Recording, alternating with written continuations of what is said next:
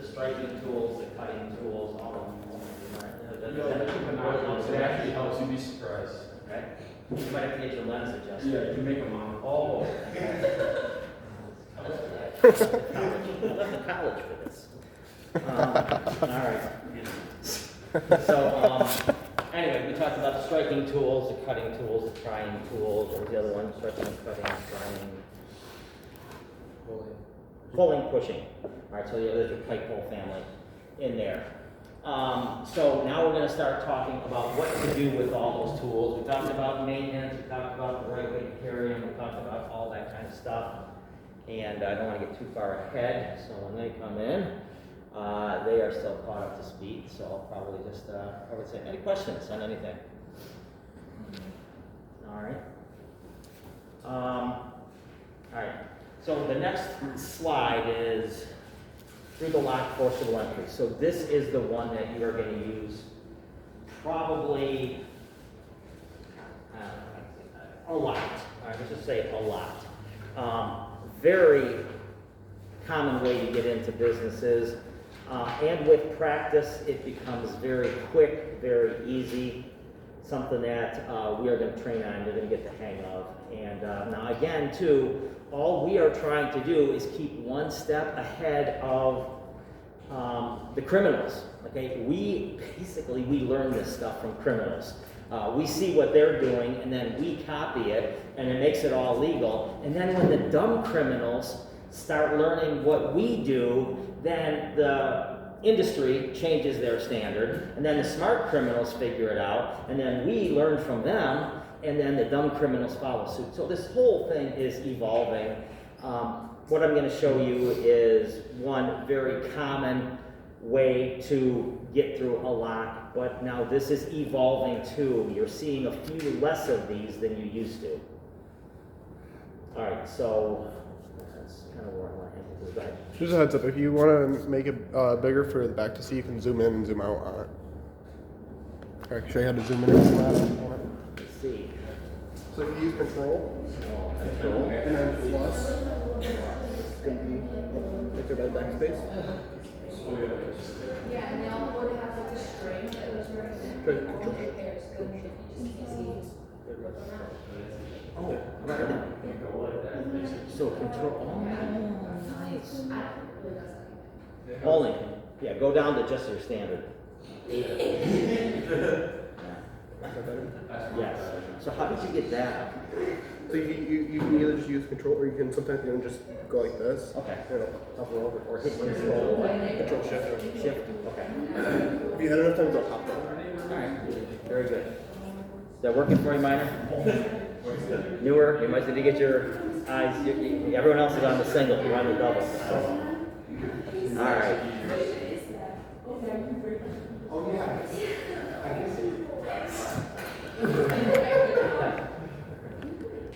There's not really legs. We should do the singles when they walk in. That's right. We should do the singles when they walk in. Should we all just be like this, Adam?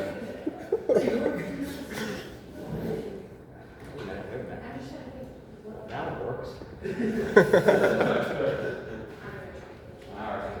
So this is what we are going to be talking about. We'll talk about through the lock forcible entry method. But we have to get to that. So I'm going to show you how we get to that. Our prop here from here. And this is what you're going to be seeing on your storefronts. So simple, easy stuff. We're going to start talking about the through the lock forcible entry method. So lots of different variations in there. While we're waiting, I don't want to get too far ahead. So Saturday, again, station 31 by 8 o'clock, PPC. As we said earlier, announcements, PPC, bring it into the station, the place where we can all load it up. We will then divvy it up once I see that everyone's there, or that I'm expecting, everyone is going to be there. We're going to load it up in cars. We're going to carpool over. It's a big lot, but it's, from what I hear, we don't have as much space as we used to have space-wise, so I think they're just maybe adding businesses. I don't know. But we'll have a place where we can go. Basically, we're going to pull out of Brighton Station 31, turn left, go down to, what's the cross street where the light is, where you go into Meyer? Is that cross street by chance? But whatever that is, by the Myers, before you get to the Myers, turn left, and then there's going to be a stop sign and turn left there, and then you'll see Corrigan stuff. Turn right down that side street, I think that's 2nd Street and Advanced Street. And then we're going to, typically, we have that gate open, and then just follow the leader. We'll carpool down there, and then we'll all park in the same spot, open up trunks and backs, and then pull our gear out. And you'll be in it for the day, okay? And it's going to be cold out, so go ahead and just put it on, get everything set, and then walk over to the Danger Ranger, and we will get oriented on where we're going to be. If you want to give it a better idea, you could pull it up on your computer on a map and show it up on a map on your computer, or waiting. That's like witchcraft, isn't it? So just open up a new tab on your computer, I can do that. and then just type in Culligan Towing, Brighton, Michigan. Towing. Then you go click on the image with the map, where the little map is. Here? Yeah. Whoa. All right, so pluses and minuses here. That zooms in and out. Okay, so where's green? All right, so here's Myers, here's Corrigan. Sushi Zen. So I think we're somewhere right around here. Oh, I know where Sushi Zen is. That's on Main Street. So we're gonna go. Well, Mars is right there. It's right by There's Lamar's. All right, there's Stillwater, right by the fire station. All right, so we are going to go down Grand River, right over here to Cross Street. Right over, there is a light there. Going to turn left at that light. Turn left at the very first street, which is 2nd Street. And then you're going to turn right onto Advance, and that leads into the parking lot. So follow around, it's typically around to the back. But again, since they supposedly kind of redid the inside, I don't know how much parking, where they're going to put us, where the other stuff's going to be, but anyway, that's that. So platoon leaders, if you could get with your platoons and find out who we expect that Saturday morning. I know we've got some quarantines and contacts and illnesses, and it's flu season and all that. Wear warm stuff underneath your turnout. Your turnout's going to be good. You're going to find out that that's a pretty good insulator. But this is a case where I would say maybe wear your sweatshirt and sweatpants underneath your reds. Keep you warm. Portelli. If you get pulled over right over there, we got trust. I've never seen that man before in my life. He's a fraud. So, does that answer your question? Yeah. Thanks, Captain. I got you, bro. All right.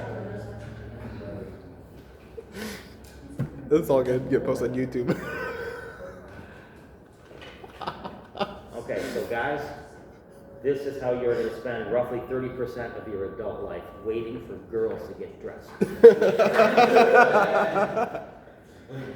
Lock doors. Shut off the lights. We've gone home already. I wrote 400 articles and a book waiting for, I'll be down in just a minute. What? So we have to go see what's taking us so No.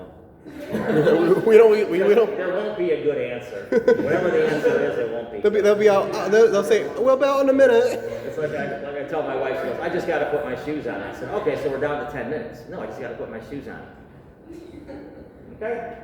10 minutes later, I'm ready to go. It's like, Oh. So anyways, it's all set for Saturday.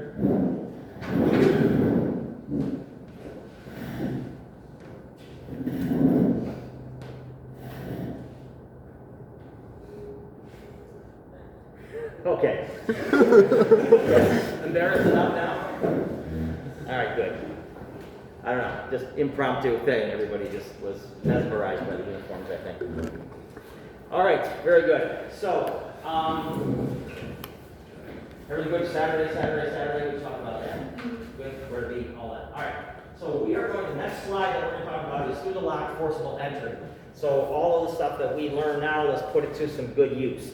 You are going to see a store, go to any strip mall. Next time you're going to pick up fast food, pick up, what else is in the strip malls? Computer stores and haircut places and any of those places.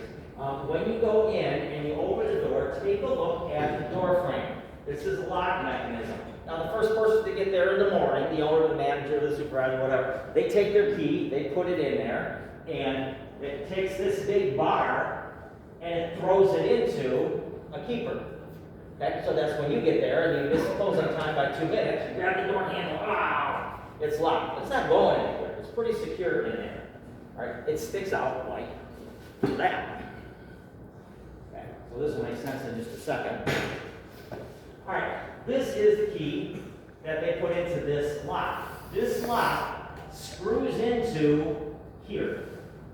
There's little threads in there. Okay? That is typically brass. Brass rips fairly easily.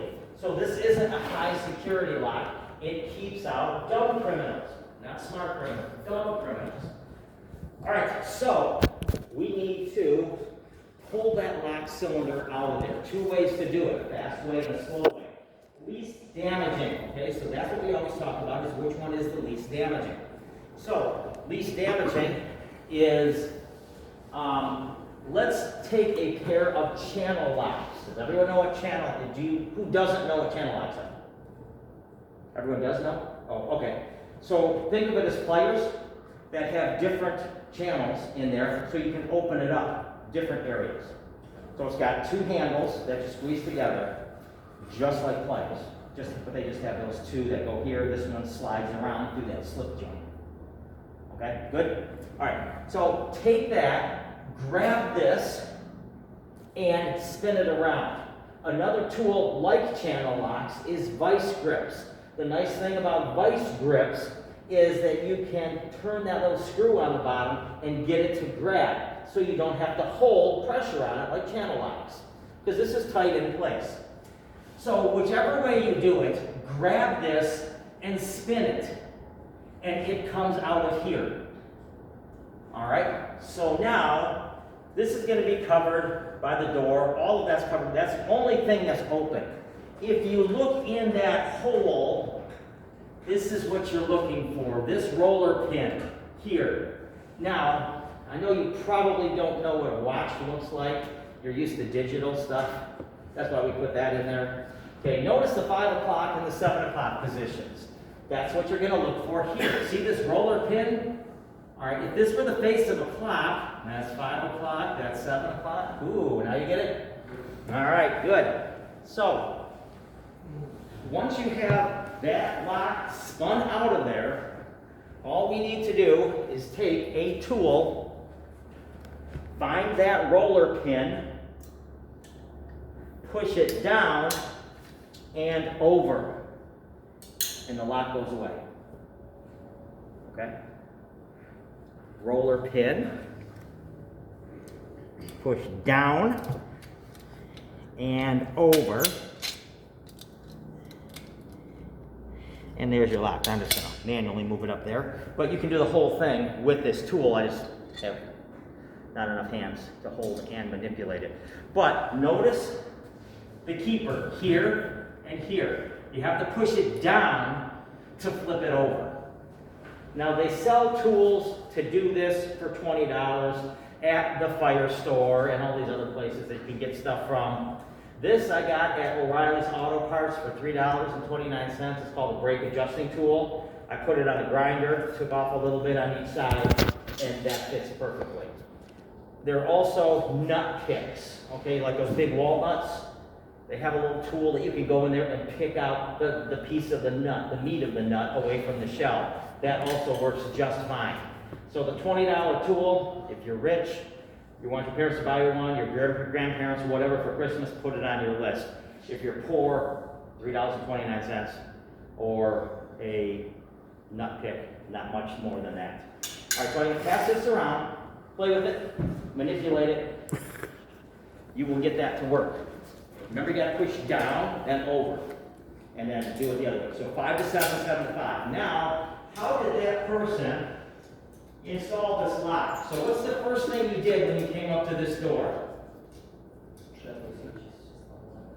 What's the term? Try before you cry. Okay, good. So we know it's locked. All right, so now take a look in there. You'll need a flashlight. Okay, look down in there and look at that roller pin because this won't be exposed.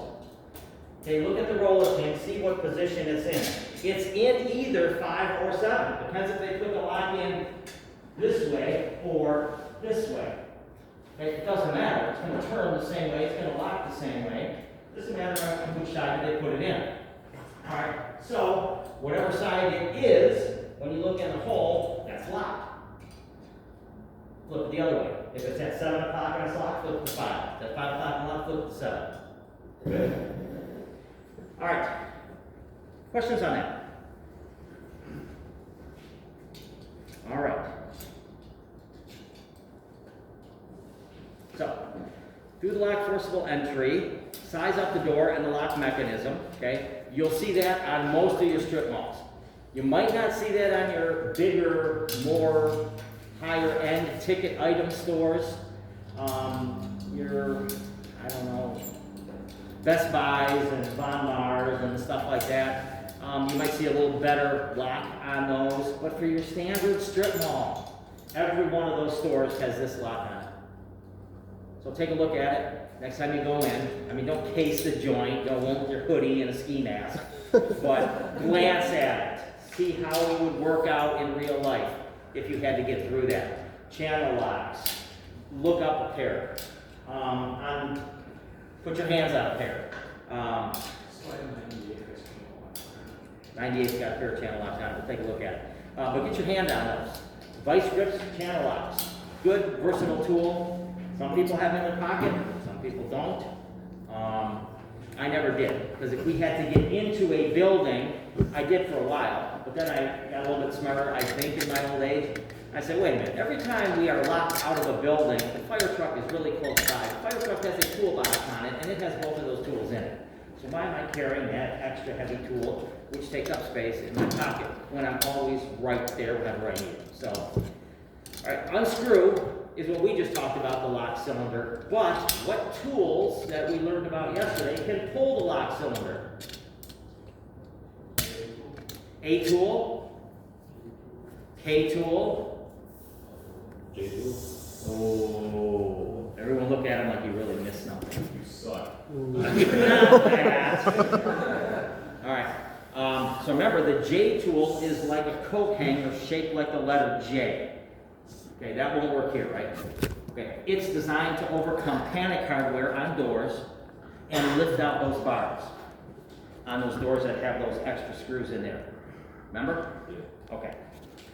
All right, so unscrew or remove the lock cylinder. Remove it with, all right, here's a multi-purpose tool. It looks like a mini Halligan. Okay, it's got your spike end, it's got your fork end here. So this is an adze end, but it has a little notch in it. See how it's kind of shaped? Like graduated? A lock cylinder will fit right in there. Notice the bevel when I pass this tool around. Don't set this on the table. That one's got foot pads. Set it on the table. This one doesn't. Let's take a glance at it. Pass it around. Okay, but that end is what I want you to look at. That's an A tool portion of that tool. So that's, again, like I said, everyone's trying to sell a tool to the fire service. That person took a Halligan, shortened it a little bit, modified the adze end, and put a little A in it, and now it's an A tool, Halligan, shorter. I'm sure he's got a name for it, whoever came up with it. I bought one. I think it's a nice tool. But anyways, that's where we're at. So we're tough. Is there any difference between vice grips and locking pliers? There's one brand name. Vice grips and what? And channel locks. Yes. Let's take a look at the picture in a little bit. And if that doesn't show, it will go to the web. All right. So, and then the last one on this says insert the key tool to open a lock. So that's what Berkshire's got in his right hand right now is the key tool. Again, you can buy a fire department one or $3.29 brake adjusting tool from O'Reilly's or a nut pick. All right. K-tool. The K-tool, write this down. This slide that says K-tool, write down, always used with Halligan. A K-tool does you no good unless it has a Halligan.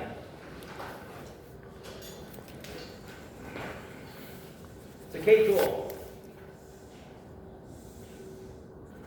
Everyone see how it got its name? Okay? All right, so I can go this way to separate the lock from the door, or this way. Okay, same thing. Okay, but the K tool has to be for Halligan because once we get this in place, then what do? Okay, whoops. Put the adz end of your Halligan in here and pry. And it's got enough beef behind it where it's just gonna pull it right off of there.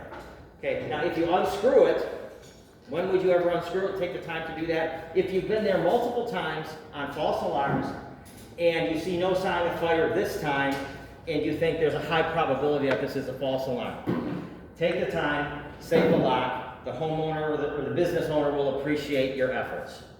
If there is smoke in that building, if you've never been there on an alarm before, if you think just something, this might be a little bit more urgent, throw this or the A tool over the lock, separate it. Okay? Adz end of the Halligan in here. Pull it away.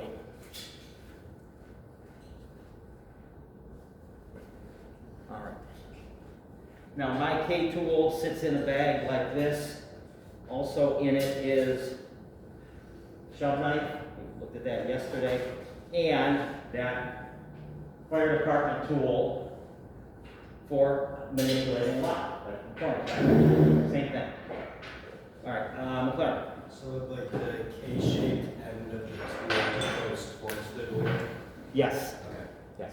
Okay, because you got to get your Halligan on it. So that Halligan end's got to be facing you. So that's just kind of for. Why did they do that? Is there a reason? So that's not a real situation on the left, right? The left, that is not real. It's just to kind of show you what McLaren was confused with. It doesn't go like that. It goes over the lock cylinder. This guy. The K would go right over that, or the A would go right over that and pull it away from the door. So then when you look at it, you see that hole. Good. Other All right, so here are firefighters on the right using that. You really do not need to do a whole lot of tapping, so, you know, it's the leverage that you're getting. So just kind of tap it over that lock. It's going to peel away fairly quickly and easily. You don't want to break the cylinder. You want to pull the cylinder off. So give it a couple taps so it gets a good bite. Throw your Halligan in there and use your leverage. A tool, so again, the same thing that we're passing around, just a different end on it. Looks like that's exactly the same tool. Oh no, it doesn't have a spike on it. All right, so A tool. But again, if you kind of use your imagination, it doesn't have the crossbar, but that looks like the letter A, right? Got the letter A? All right. J tool. So here's that J-shaped tool. I used to have one. I don't know where it went. I searched for it yesterday and today. But you can take that J tool, send it between the two doors, okay, because usually this is double doors, send it between them, twist it, and then take that panic hardware, like it is on that door and that door, and then just kind of push it. Okay, and now it'll open towards you. Okay, or if they have a drop bar, which we talked about yesterday, you can wedge it between there, pull up on it, and lift whatever is in there, metal bar or a wooden piece, and just lift it up and then let it fall to the side. Or lift it up and open the door and then just drop it. So simple enough. Shove knife, we pass that around, take a look at that. Again, that's for, you know, cheapo doors, interior doors in your homes, typically on that one. Padlocks. All right, so this door has a padlock on it. So think about this. There's 2 little screws that go into the frame, and there's 4 little screws that go into the door. And then you put the lock over once you get it together, and there you go. That's all there is to it. So, breaking the hasp isn't a bad idea. So the hasp is that metal part that you just installed with those little screws. Get a Halligan behind there, and use your leverage. It'll rip right out of there. There's little screws holding it in place. Can you just use bolt cutters to cut off the bolt or the? Yes. So again, come up with, so now we're getting a little bit, you're gonna hear this a bunch of times, but it might be the first time I'm saying it. Always have a plan A, but always start formulating a plan B back here. Give A a little bit of time, and if A isn't working, jump to B. Okay? So, and if you are with me and I'm working on something, just throw it out there. I don't mind. Give me a plan B. What are you thinking? You want to try the K tool? Oh, you know what? Yeah, maybe. Not in this instance, but in another instance, yes. So always start formulating those plans. But yeah, so there's several ways to overcome this. That's one, is break the hasp. The other one is the lock. We'll get more into those locks in a little bit. But bolt cutters will cut that. Does that look like a high security lock? No. Keeps out Bad criminals. dumb criminals. Okay, that's all that one does. All right, so kids who wanna, you know, drink beer and have a party and then go home and stuff like that, that's what that's gonna keep those out. Okay, now criminal. All right, so we can force that hasp. We can cut that lock. A lot of different things. We can force the hasp on here, on the jamb as well. So a lot of different options for getting in this. This should not hold us up for more than a couple seconds getting through here. All right, so forcing padlocks. So there is a duck-billed lock breaker. So it's got a graduated, like a wedge on it. Okay, a hammerhead pick I've not seen. Here's locking pliers. So this is actually a vice grip, is what this is. That's the screw that I told you about in the back that opens the jaw further and closer. And then when you get it in place, this locks. So once you grab a hold of that lock, you tighten it down, and then you can just spin it with one finger, and it'll come out. And then this is a hockey puck lock breaker. We'll talk about that one in a little bit. That one is a high security lock. Do not think about cutting a shackle with that one because they're not exposed. So we'll get to that one in a little bit. All right. So forcing padlocks.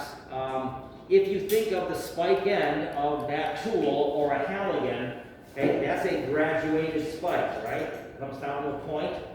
Put that between the shackles and force that with a flathead axe, and that's going to cause those shackles to break. So that's all this is designed to do. The duck-bill lock breaker, get the duck-bill in there and tap it into place, and that's going to break the shackles as well. I'm assuming that's what this is. That's shaped like a teardrop. So get that pointy end in and break it that way. This will spin, and this will also spin manually. All right, high security padlock. Stabilize the lock with the locking pliers. Attach a chain to the lock and pull it straight away from the hasp. Second firefighter cuts both sides of the shackle. So if it's better than a dollar store lock and it doesn't spin, cut both sides of the shackle if you can. Sometimes they just won't spin. They're a little bit better material than the cheapo locks. So a K12, grab it with the pliers, hold it sideways, K12, cut both of them, just drop the blade right in between the two, let it rest on it, and then boom, it's going to cut both shackles. So don't try to focus on one, just cut them both, simple enough. All right, did they not show us the hockey puck lock?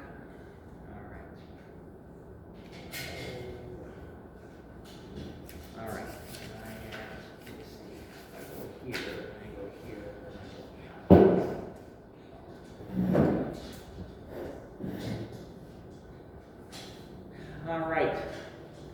So here's your hockey puck lock.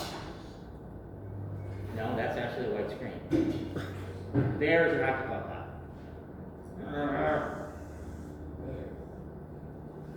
There. All right, so key in here, undone, but other than that, really no shackles that you can grab and cut. Does that look like a high security lock? No. Yeah, a little bit more than your standard stuff. So it's gonna be bolted on here, here, here, here, here, here. Plus, they can make sure you know, there.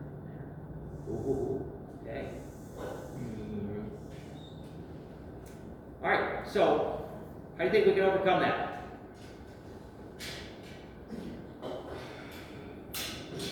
You're thinking hand tools, we're above that. Just a little bit beefier.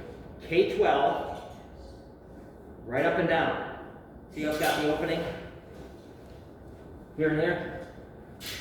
K-12, right in there. Cut that guy up. That should drop it.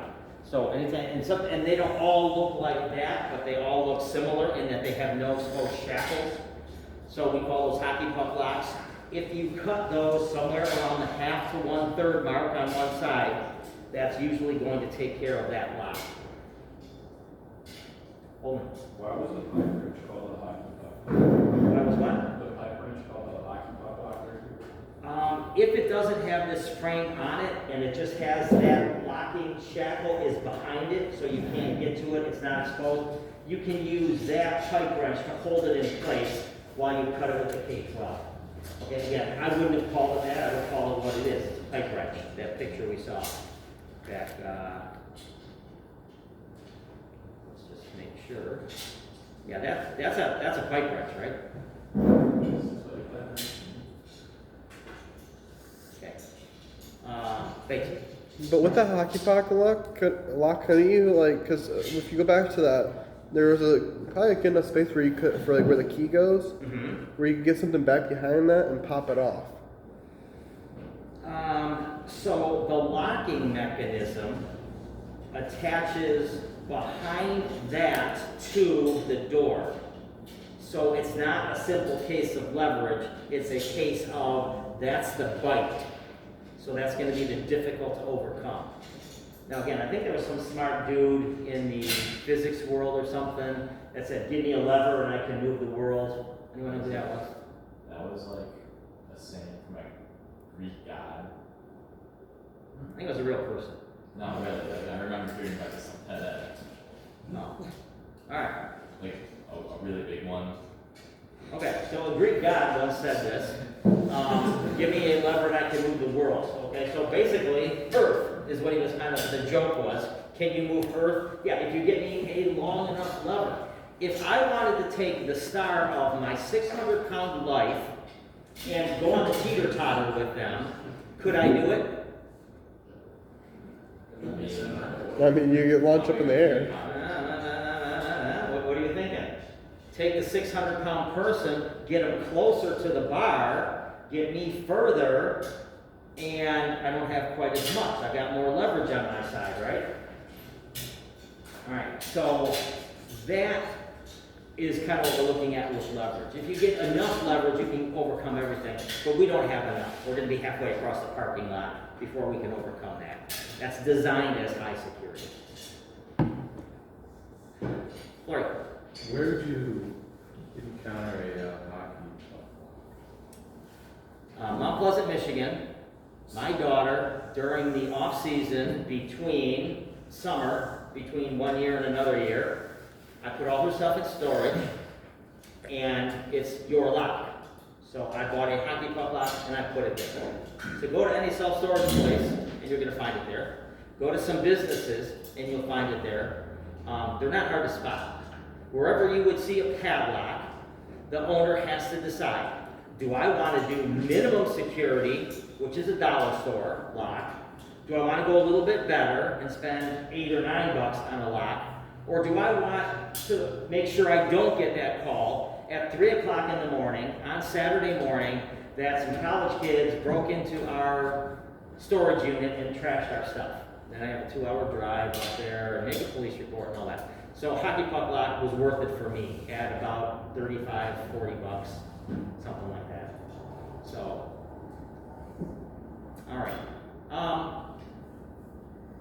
So challenge, look around, find a hockey puck lock, take a picture of it. Can you do that in our group meet? Can you send pictures? Ooh, okay, do it. There's one in my dad's truck. Does it lock anything, or is it just for, like, does he do board up services or something like that? No, it's because he has a work truck, because he does Oh. plumbing, and he has to lock up all the tools, because they're pretty expensive. Okay. So what if I want to steal his dad's tools? What do I gotta do? I gotta steal the truck, right? Okay, so I can't just be walking down the street, listening to my buddies, and not that, I mean, we all go to bed at 7 o'clock at night, but, after fruit juice. But anyways, we can't just say, hey, let's just open this compartment and steal that stuff. And then, oh, look, he's got a little dollar store lock on it. Okay, well, I've got a little hammer, and I can tick, tick, tick, and break that dollar store lock and then steal the stuff. Now it's high security. So I gotta steal the truck and then work on it somewhere where I can get a K-12 saw going. Because if I do it in front of his house, they're gonna hear the K-12 saw starting. So that's a good idea, that's high security. Take a picture, send it to the group. Yep, all right. All right, so forcing overhead doors, a couple different ways to do it. Number one is cut your opening. So we kind of talked about that V opening before. They're not teaching that. They're talking about one vertical opening and then one horizontal for your cuts. A vertical and a horizontal. Once you get that, you can pull the slats out, because the garage door is made up of slats on your big overhead rolling ones. So pull out a piece, pull out a piece, pull out a piece, and there's your door. You can start getting people out that way. And then you can go ahead and start pulling out these pieces on this side. And good, you're good to go. And that lock could still be in place. Okay, so leave that piece, bend it out of the way, do whatever you need to do if you have to. And then attach a vice grip to the rail. So this person actually, let's say that they just did this one little piece here, pulled out those slats, and then opened the door. Okay? Then if you open the door, prop the door. Okay, so vice grip. If I take a pair of vice grips and I put it on the channel that the garage door rides on, and I lock it, again, that screw in the bottom, and I lock it there, is that garage door going to fall down on us? Nope. All right. If I take a 6-foot pipe pole and I wedge it in there, is that door going to come back down on us? So I don't care how you do it, just do it. Okay, somehow wedge that door wherever you want it. Up position, typically. We forced our way in. So just wedge it. Vice grip will work. If you're not near the truck and you have a 6-foot pipe pole, use that. Warning, block all overhead doors in the up or open position to prevent injury to firefighters if the built-in control device fails. So if it starts to fall down, then we don't want to have to deal with it again. Fire doors. Designed to cover doorway openings and rated separation walls to prevent spread of fire from one building to another or one area inside of a building to another. They can be sliding, swinging, or overhead rolling varieties. So doors pretty much are classified by what they're made out of and how they operate. And does anyone remember which one is first in your chapter? So I think that's a test question. They're classified by their maybe stuff that's made out of construction. And then they're in one of the categories for rolling, swinging, blah, blah, blah. But anyways, so doors is what we're talking about. This one's talking about fire doors. The fire doors serve a special purpose. They can keep fire at bay, so they have a higher fire rating to them than a standard door. So they're a little bit beefier, they're a little bit stronger, but it's still got a lock on it or a push bar, or it's got something that we need to overcome if we want to open it. Okay, so ask yourself, do I want to open this? Yes, there's screaming people on the other side, and there's smoke, and there's heat, and we have hoses, and we have a way out. So yeah, we want to open that door. How would you take out that door? Or that door? Break the glass. Break the glass, reach in, push the panic card. Okay, is that quick and easy if someone's on the other side screaming that they want help? Yeah, no.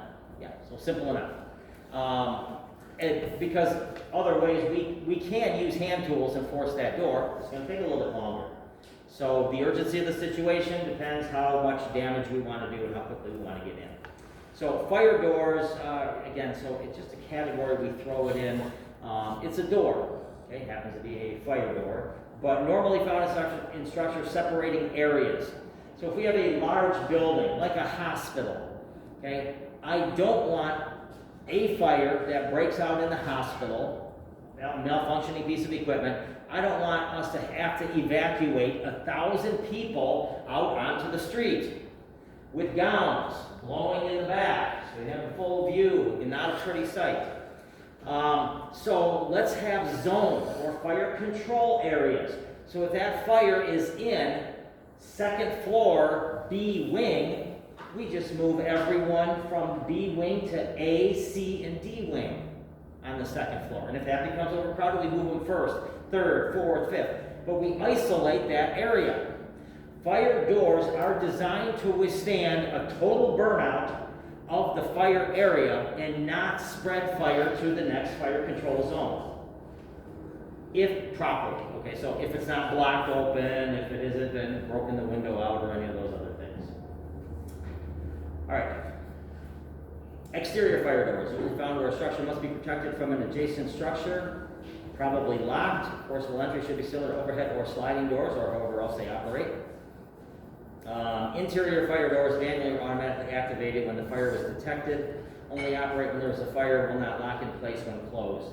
So if there are mechanical locks, electronic locks on the doors, they are designed so that if the power is cut, a fire, an electrical fire, then they will automatically go to the unlocked position. So they can be operated. So no one gets stuck behind one of these. Yeah. Yep. All right, when passing through an opening that is a fire door, that a fire door protects, or anything else, open it to prevent it from blocking ears or cutting off the hose line. So here they're sticking wedges in there, okay, again, or pipe holes, or, you know, whatever, vice grips, something else that you've got, pallets, stored material, anything you can use in the building, do that, okay? And then the situation here, those are heavy doors. If that comes down, that could actually pinch your hose line. Okay, we certainly don't want that to happen. So, a fire door can separate large buildings into smaller areas, which helps out code-wise. Okay, so if I have something in my big business that is a very hazardous process, but it's just over in this little corner of the building, the whole building has to meet the standards for that hazardous process. Unless I can compartment that with fire-rated walls and fire-rated doors, if I do that, now what do I have to protect at the high level? Just what's in there. Everything else can go back to whatever level of security this is. Okay, so sometimes it's to someone's advantage to do this. And this is how you would do it in a building that has maybe high-lows. That will go back and forth from one, maybe flammable liquid storage is in one area, and then the assembly is in another area. So sometimes this stuff has to get carried from A to B, and high-lows do it. So this is a big garage door. High-lows can move freely through here, but when this,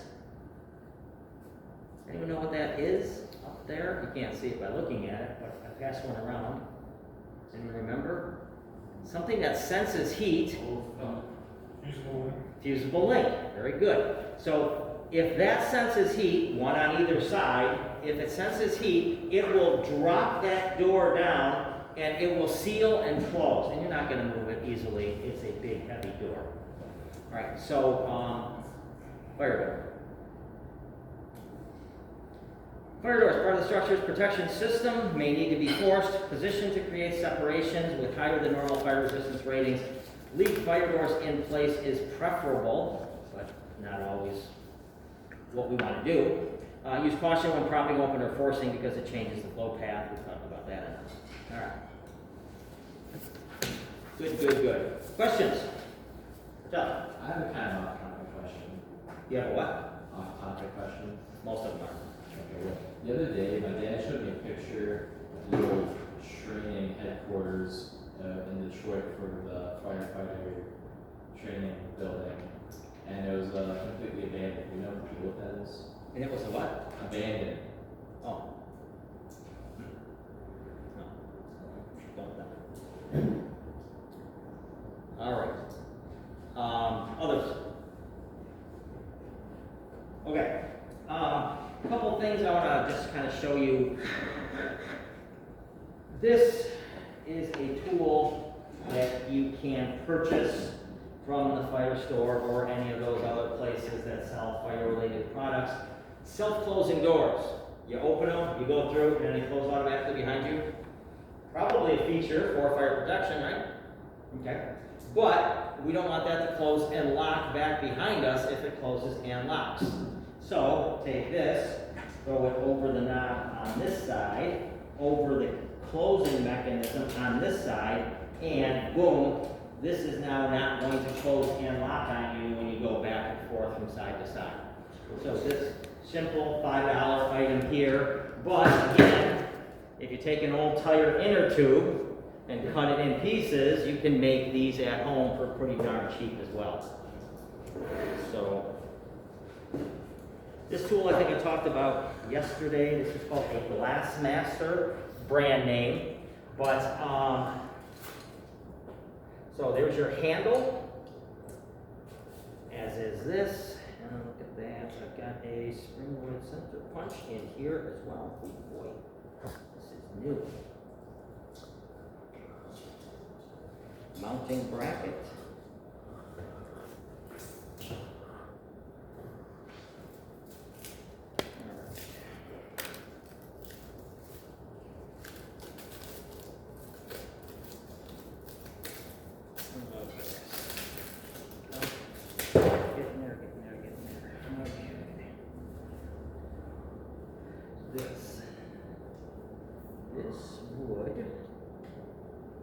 This just covers your teeth, not your teeth, these teeth.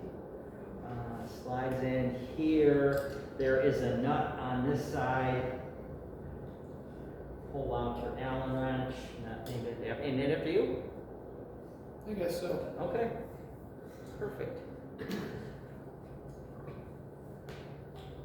Get your blade in there. Lock it in place. Put the Allen wrench back.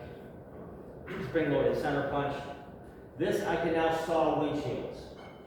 Okay, so again, many ways to get through them. Remember what did I say the old school was that we first used to do?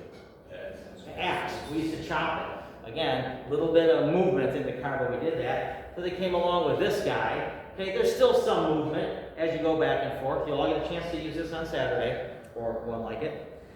So, same thing. And then, what's a little bit smoother than saw? Okay, reciprocating saw? Sawzall. Alright, so that's also something that we would use to overcome that. So what is a windshield made out of again? Safety glass. 2 pieces of tempered glass with a piece of laminated glass in between, right? Alright, good. Good. Who's not here? Good. Alright, others. Okay. Methods for forcing entry through windows. Sometimes easier to force than doors, and not the best entry point for burning buildings. So, why not? Because it's 3 feet up, right? Most of your windows are 3 feet off the ground. So it becomes a bit of a pain to have to go over that, especially with all your gear. Alright, so size up's critical. Forcing the wrong window may disrupt ventilation, intensify fire growth, and draw fire into uninvolved sections of the building, because that's where the fresh air is. So there's downsides of opening windows as well. So be careful, open what you need when you need it, but don't open all of them for no reason at all. Who keeps their windows open all the time in your home? Not locked? 1, 2, okay, 3. Yeah, so it's fairly common that people will do that. So if you see forcible entry issues in a residential, again, I'm thinking plan A, let's try to force this door while you're waiting for us, 2-person job, while the rest of the crew is waiting. Try a window. Go that way, Try windows. We'll be right back. Call us if you get this open. We're going to try some windows. Find an open window, scream it out, jump in, give a boost, use your Halligan, however you need to, but get in that window, open it up, climb in, come open the door. Because we eventually want the door. We don't want to all go in the window. Good. All right. Breaking window glass. Slows entry when clearing glass shards from the frame.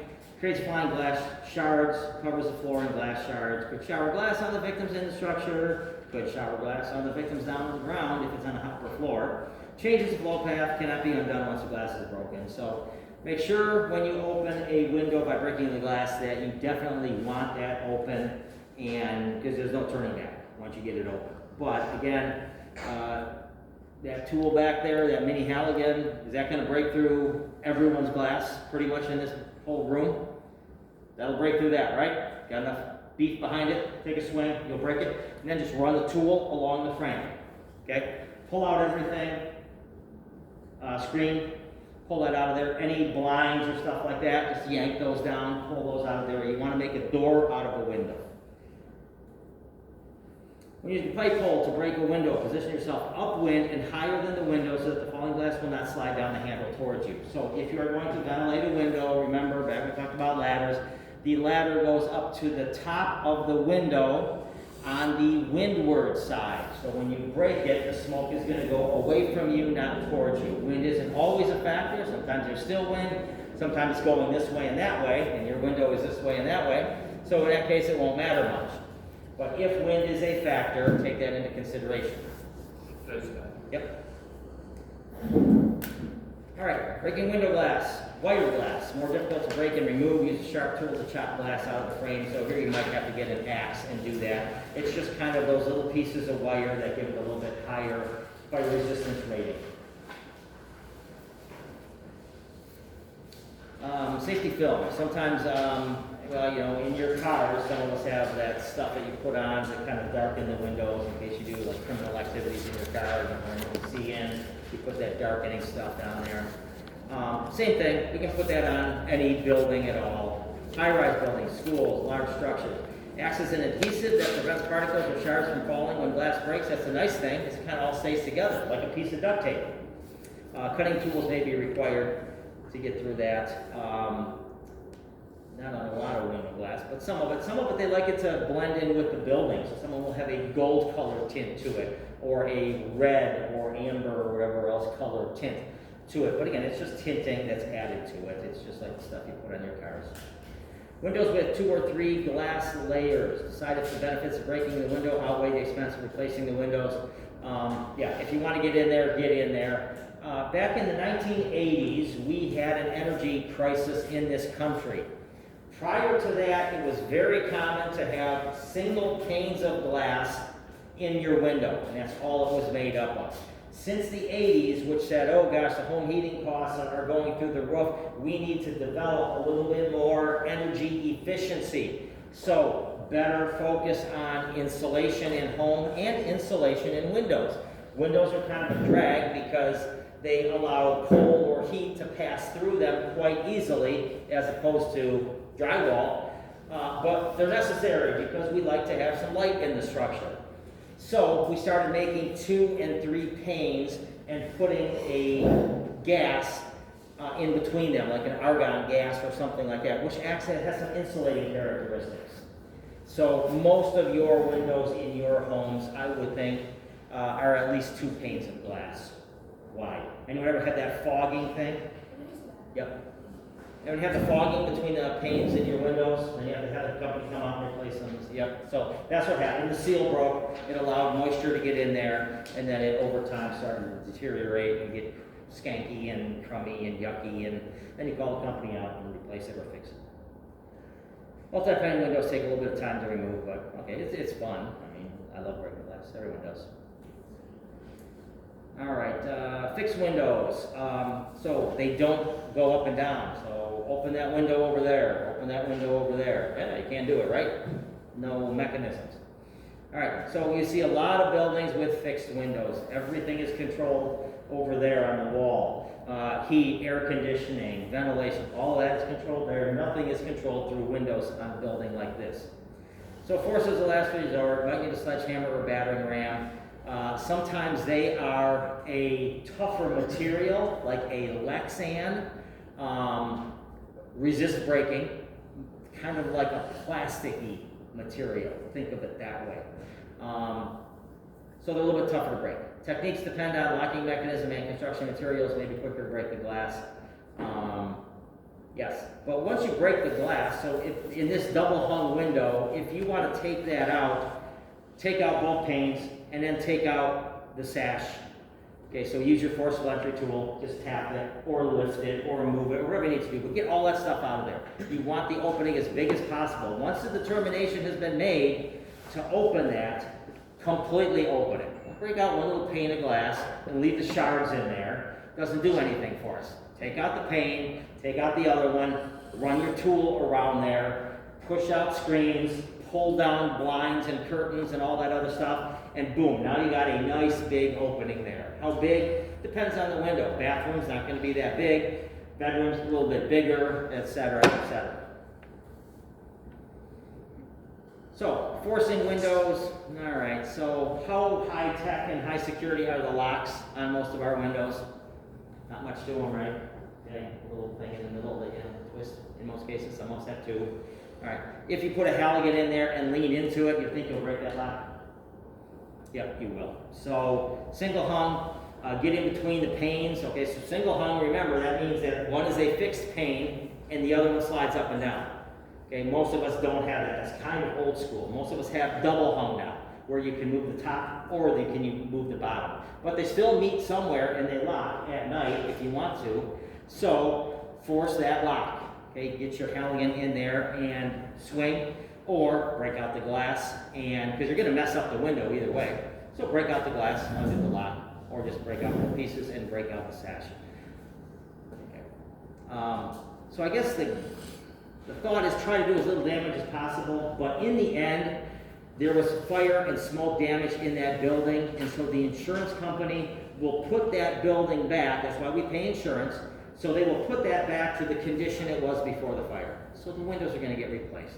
So it's not like I'm really, taking money out of your pocket when I break out a window. It's going to get figured into the cost.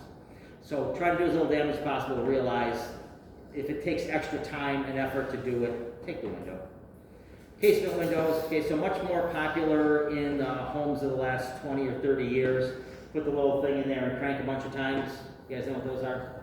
Most of you have those, I think. All right. So again, can we break out the lock on those? Yep. Can we also just take a quick swing and wipe out all those pieces? Yeah. A lot of times these little pieces in here are just decorative. They just stick onto one side or the other to make it look like it's made up of a bunch of panes. But if you just break the window out and you run your tool around there, that's all you need to do is swing once. You don't have to break every single piece out. Usually. Some windows do have individual panes, but not real time. And then here it says, remove the screen completely. So again, take out all that stuff that blocks the flow, whether we're going in and out or we need it for air. All right, so this is a slider. So same technique as a sliding door, overcome the lock or break it out. This one is an awning, or if it had a few more, it would be called the jealousy window. Either way, it's made of a bunch of individual panes, a sledgehammer, a Halligan, an axe, break all those little pieces out. And then clear it out as you normally would, and pull your screen and your curtains at level. You're good. Okay, so there's your jealousy. Projecting, they project out, they project in, doesn't matter, break the glass, take it out. Usually those are up higher, usually. So you might have to be on a ladder to do it. Again, remember, ladder over to the side, because glass, gravity, falls straight down. Horizontal pivot, vertical pivot, barred, okay, all the same stuff. The only thing different is barred windows. If it's a security type of a bar, then take a look at how it's secured in there. We had a number of people that died in, I think, about the 90s, where we really took a good long look at security bars, and some cities said that if you put security windows on your home, then you have to set a button on the inside of the window far enough away, whereas if I broke his window, I couldn't reach inside and reach the button, but there is a button, so if he needs to get out, it unlocks the security bar. So the security bar is a single piece that latches and locks in place, like your seat belt, but on the inside, it's not going to trap him behind that window, wishing he could get out, but ended up he dies in the meantime.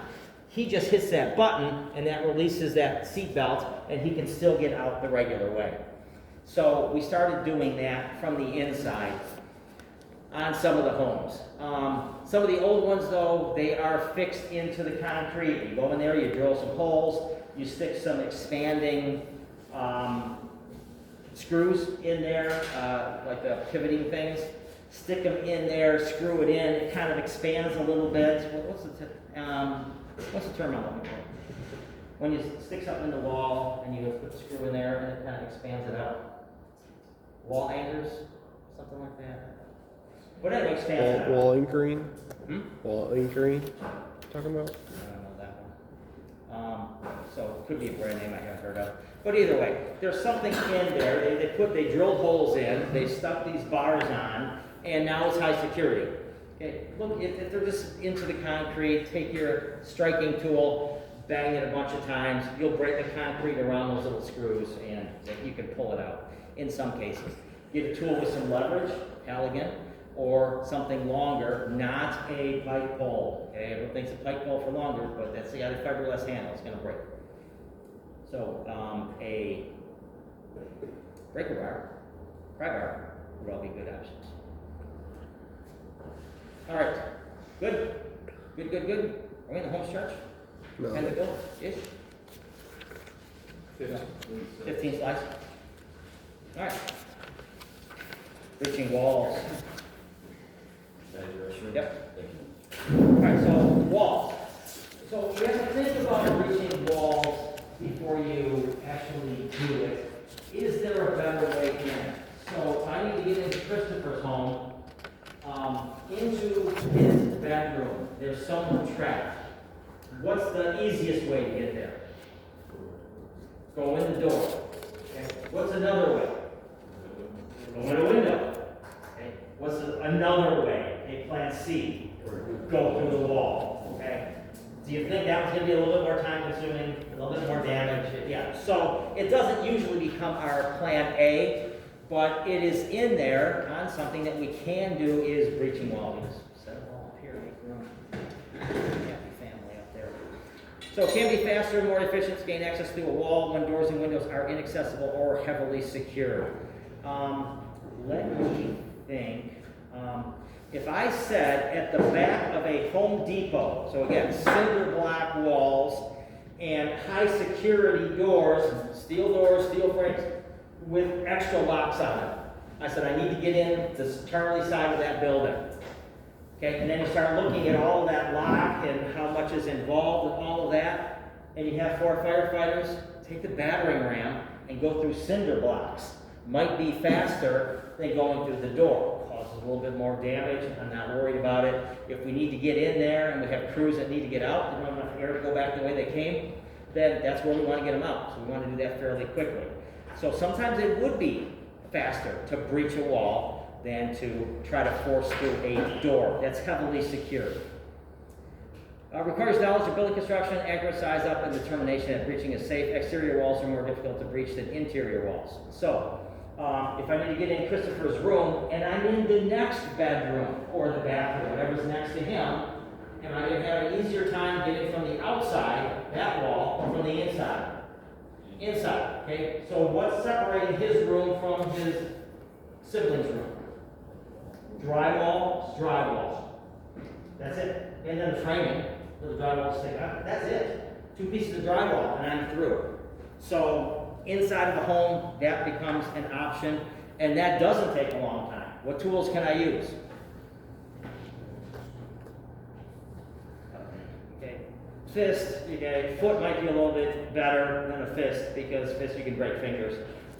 Foot, yeah, you got steel toes in your boots, so that would be good. Any forcible entry tool. Can I get through 2 pieces of drywall with a thickhead axe, flathead axe, Halligan? Yeah, so there you go. All kinds of ways to do that. What a question. What were the dimensions of drywall again? They vary, but common in homes, 3/8 inch. Okay, so less than half an inch. And they come in sheets that are 4 feet by 8 feet. And if you score it, you can cut it, because obviously my closet, I might not need a full 4 by 8 sheet, so I need to cut it down to size. But if you take like a sharp, like a razor blade type of instrument and make cuts where you need to, you can just kind of bend that drywall back and make your size that you need. And then just screw it in, tape it, mud it, sand it, paint it, good to go. All right. Okay, so exterior walls are going to have a little bit more to them. More insulation. It might not be any insulation between his room and his sibling's room, okay? Because that's interior walls. So how much insulation do you need from one to the other? Now, someone who's smart might say, well, you know, even noise, because he keeps later hours than I do, so he's going to have a radio going or TV going or something like that, so should I insulate there? But do builders think like that? No, they think, how can I do this cheap? It's an interior wall. It doesn't get insulation, typically. Breaching exterior walls. Consider possible collapse hazard before breaching. Walls can conceal wires, pipes, and utilities. So always think about that. Always poke a hole, take a look, see what you got. If I'm going through Christopher's bedroom and I want to get through to the next room, okay, again, I've already determined that the door isn't a good option and the window's not a good option. So if I want to go through and I start punching a hole right here, is this my best option? What's on the other side of here? Electrical. The bracket for the electrical, where your receptacle plugs in, and wiring, right? So go over a bay. Right? Better. What if I go through there and I hit something solid? Bathtub? Move over a little bit further? Can I go to a different wall? Or should I just go higher? Knowing that I'm going to get over the bathtub. Okay? So options. You got to think about what's going through there. Take a look. Water lines are going to go through there, so try to avoid those when possible, because unless you have the water shut off, it's just going to make a mess and be a problem. Might be wood frame, brick or concrete block, poured concrete, or metal construction, so not in your homes or my homes, but in some places. Vertical studs, 2x4s or 2x6. Anyone do any construction? Are 2x4s really 2x4? No. No, they are not. They are less than that. Okay, so there's not all that much to them, but they do line up in certain patterns of 16, 20, 24-inch centers, so we can come up with a plan. If you follow that plan, you're going to hit your drywall at your 4 and 8 foot marks. All that's going to work out in there. Gypsum is the same thing as drywall, is the same thing as sheetrock, so we kind of use those terms all interchangeably. Lath and plaster was the old school. We talked about that, I think, in building construction. Don't use it anymore. Too time consuming. Haven't done it for a long time. Outside of his bedroom, it's going to be wood or composite boards or brick or siding or something like that. And then spaces can be void if it's between an interior wall and an interior wall, or it could have insulation if it's between the interior wall and the exterior wall. All right. Cutting with an axe or shatter with a sledgehammer can pry open using a crowbar or a halligan. So all he did was, looks like he pulled out a bunch of that vinyl siding and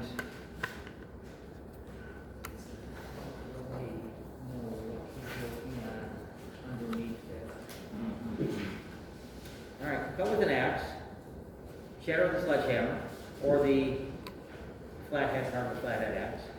Pry open into a crowbar, okay, which again we don't carry on our apparatus, so it's going to be a pry bar or a halligan. Safest to strike toward the center of the opening first, open interior wall after the exterior wall. Obviously, you have to, again, from the outside, open the interior wall first and then the exterior wall. I don't know if that goes in there. Battering ram, so here is a single firefighter using a battering ram. We can also get one right next to this firefighter, and we get the force of 2 people swinging together in unison going through there. And we can also put 2 on the fronts and 2 on the backs and get 4 people. So it's just a matter of getting that, the most force behind it. And we have a battering ram, we'll play with that a little bit as well. Power tools you may want to think of if you have those. Rotary saw with the masonry blade, so the concrete cutting blade on your K-12 will work. Jackhammers, okay, I don't know any fire department in the world that has one of those, but there's probably some department that's got so much money that Beverly Hills, we got jackhammers on every engine. Never use them, but we have them. All right, piercing nozzle. So piercing nozzle has a flap on it that while we are waiting for forcible entry to happen, we take our nozzle, if we are sure that there's fire on the other side, we tap our nozzle through there, open it with the bail, okay, standard bail on it, and this pipe has a sharp piece to break through the wall, and it's got all these holes in it, okay, and water comes out of all of those holes, because it doesn't know exactly where the fire is, so it's going to spread water every direction here, and then at an angle this way, and then at an angle this way. Okay, so it's got all kinds of holes drilled in it to make this happen. Yep. How folks can leave. Breakers can leave. How many more slides? Let's see. 1, 2, 3, 4, 5. So, would you use the nozzle to make the hole, or would you use a different tool? Nope. Nope, you use a nozzle. And I have a piercing nozzle, I'll get it out one day and take a look at it. It has got a sharp piece on it just like that, graduated, and you're just gonna bang it through the wall with the other end of the nozzle. So the other end of the other end of the nozzle is flat, made for striking, and this is made for penetrating. All right, breaching concrete walls can be slow and labor intensive. Wall often reinforced with, well, sometimes reinforced with steel. Only breach when necessary. Chainsaw with diamond tip chain, pneumatic jackhammer. All right, which we don't have many of those. Metal walls. All right, so a little bit more common. Metal walls in some sheds and things like that. Some of your lighter construction will have this. It's overlapping light gauge steel, fastened with metal to metal or wood studs, held together, nails, rivets, bolts, screws, or some other type of fastening device. But your K12 saw is a good choice with the metal cutting blade. We'll go through it. You can see in this case we've got a firefighter with a nozzle. Why would he be spraying a nozzle on that? Because the K12 sparks. Sparks. K12 sparks cutting metal, so we don't want that to hit anything. Obviously, I mean, there's no spills there. But the stuff where you know there was going to be flammable liquid leaking, if that were a storage tank, if that were a car on its side and puddles on the ground. And sometimes they have a strong smell. Gasoline, you know what that smells like, but some stuff that's flammable doesn't. Battery, acid, transmission fluid, etc. Have a charge hose line or extinguisher available if you're going to use that because of the spark hazard. Interior walls, load bearing or non-load bearing, are they part of holding up the structure or not, which is usually determines the size of the material. Construction on interior walls can be masonry, not our homes, but go ahead. Yep. Yep. Masonry poured concrete, glass block, lap and plaster, sheetrock. May contain wires, pipes, or ducts to determine effect on structural integrity before breaching. All right. So here is breaching a plaster or gypsum partition wall. All right, that's it. So let's see what he's got here. He's got a Halligan in his hand, and he's determined that he wants to go into the next compartment for whatever reason. Again, door would be a great first choice, somehow not using that. Windows, great choice, somehow not using that. So he wants to go to the next room. Okay. So he's going to use his Halligan tool, punch a hole through the drywall on his room, and then the other room, take a peek. Look through the hole that you've made. Make it big enough. Put your glasses on. Take a look through there, see where you're headed. You want to make sure you're headed to a better place than you're in, right? You want to go to the worst place. So make sure that that's good. See if you visualize any problems with where you made your hole. Wires, ducts, any electrical outlets, anything like that. And then if you determine, yep, this is where I want to do it, then just go ahead. Stud to stud, break it out, go about 3 or 4 feet high. So if you were sitting on your butt, how tall are you from here to here? 3 feet-ish, maybe, 3.5? All right, so about that size, and we're going to fit through that. All right, so he made his hole, he inspected, he enlarged the hole, he took she took their tool, sounded the floor on the other side, determined that it's structurally sound, set their tool on the other side, and then went through. Okay? Okay, so that's how you do that. Make sure it's safe on the other side, set your tool there, so you're all set when you get to the other side, your tool's in hand, and then work your way through there. We're gonna show you several techniques to do that. You're gonna practice all of them. And we'll talk about what to do about enlarging that opening should we need to. So, no one's home here is drywall or sheetrock with reinforced Lexan in between it. Sometimes some of your commercial and industrial buildings will have a sheet of Lexan in the drywall, so it resists breaking. Okay, so it's not gonna break and crack and get holes in it as easily. So if it's gonna be in a roughened area, something like that, might be something to think about. If I were redoing my basement again, I would probably use, well, no, I don't have kids in the home, but if I had small kids, yeah, because they obviously wrestle around and things like that. Looks identical to other wallboard. You will not know by looking at it. You'll only know when you try to breach it. And you hit that, it's like, well, why can't I get through here? Okay, there's no reason why you shouldn't get through a piece of drywall. The only reason is if it's to a attached garage, it's 2 pieces thick. Give it a little bit more kick behind your push. Other than that, it's got Lexan in it. So that's gonna be tough to get through.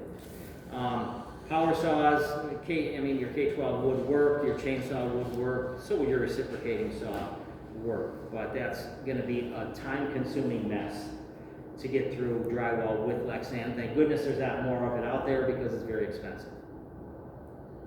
That's when identified in pre-incident planning surveys, so you know never to do it.